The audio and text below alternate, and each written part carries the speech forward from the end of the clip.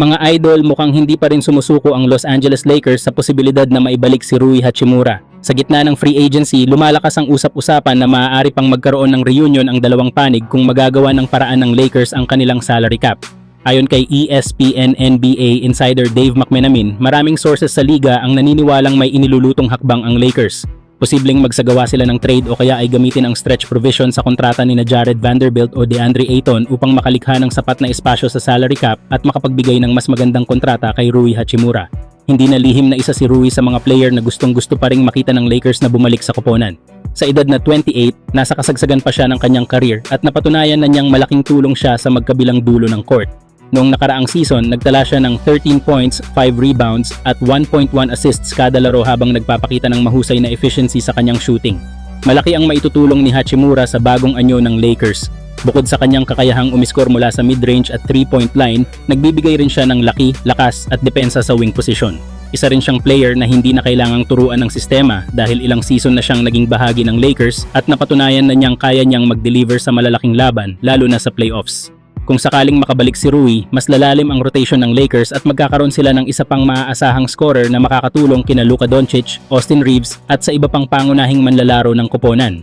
Isa itong hakbang na maaaring magpalakas pa lalo sa tsansa ng Lakers na muling makipaglaban para sa NBA Championship sa darating na season. Kayo mga idol, kung kayo ang masusunod, dapat bang gawin ng Lakers ang lahat para maibalik si Rui Hachimura?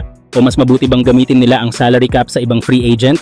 Samantala, malaki ang posibilidad na muling lumaban si LeBron James para sa isa pang NBA championship. Ayon sa ulat ni NBA insider Jake Fisher ng Steinline, minomonitor umano ng New York Knicks ang free agency status ni LeBron James at isa sila sa mga kuponang may interes na kunin ang serbisyo ng 4-time NBA champion.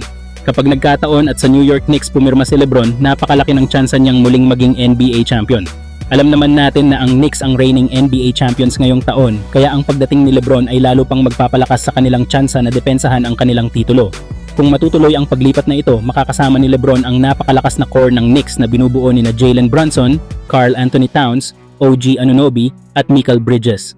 Sa ganitong klaseng lineup, hindi na niya kakailanganing pasanin ang buong opensa. Mas makakapag-focus siya sa paggawa ng tamang plays, pamumuno sa loob ng court at pagbigay ng kanyang karanasan sa mga batang bituin ng koponan. Bagamat 41-year-old na si LeBron James, marami pa rin siyang maitutulong sa Knicks. Kilala pa rin siya bilang isa sa pinakamahusay na playmakers sa NBA, may mataas na basketball IQ, mahusay sa pag-organisa ng opensa, at isa ring mahusay na leader. Sa playoffs, napakahalaga ng kanyang karanasan dahil ilang beses na niyang naranasan ang pressure ng malalaking laban at NBA Finals. Kung sakaling matuloy ang paglipat na ito, maraming naniniwala na isa ito sa pinakamagandang pagkakataon ni LeBron James upang makuha ang kanyang ikalimang NBA championship at lalo pang mapatatag ang kanyang legacy bilang isa sa pinakadakilang manlalaro sa kasaysayan ng NBA. Gayunpaman, wala pang opisyal na kasunduan sa ngayon. Report pa lamang na minomonitor ng New York Knicks ang free agency status ni LeBron James at maaaring magpakita ng interes na pirmahan siya sa mga susunod na araw. Kayo mga idol, ano ang masasabi ninyo? Kung kayo ang tatanungin, dapat bang pumirma si LeBron James sa New York Knicks? At kung mangyari nga ito, makukuha kaya niya ang kanyang ikalimang NBA championship? Here's LeBron James, goes inside, count it, and the foul!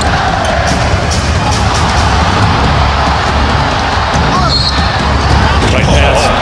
Quick first step, reverse dunk. He still does that, by the way. No adjusting there from LeBron.